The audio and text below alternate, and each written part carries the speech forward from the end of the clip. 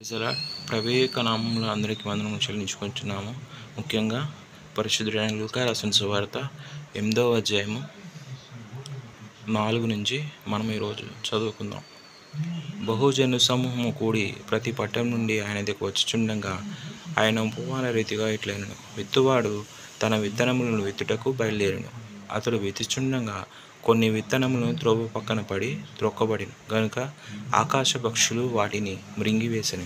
మరికొన్ని రాతి నేలను పడి మొలిచి చెమ్మలేనందున ఎండిపోయాను.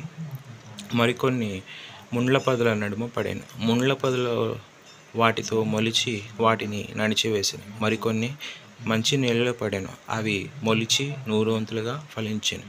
ఈ మాటలు పలుకుచు వినుటకు చెవులు గలవాడు వినుగాక అని బిగ్గరగా చెప్పాను. ఆయన శిష్యులు ఈ ఉపమాన భావమేమిటని ఆయనను అడుగగా ఆయన దేవుని రాజ్య మర్మమును లేరుటకు అనుగ్రహింపబడినది.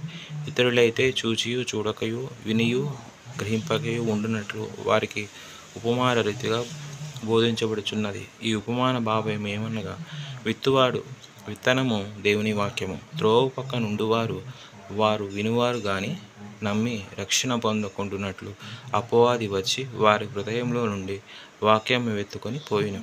రాతి నీళ్ళ నుండి వారెవరనగా, వినున్నప్పుడు వాక్యంను సంతోషంగా అంగీకరించేవారు, కానీ వారికి వేరు లేనందున కొంచెము కాలము నమ్మి శోధన కాలంలో తొలగిపోదురు. ముండ్ల పొదలలో పడిన విత్తనము పోలిన వారెవరనగా, విని కాలం గడిచినది, ఈ జీవ సంబంధమైన విచారముల చేతను ధనభోగముల చేతను అణిచివేయబడి పరిపక్వంగా ఫలింపని వారు.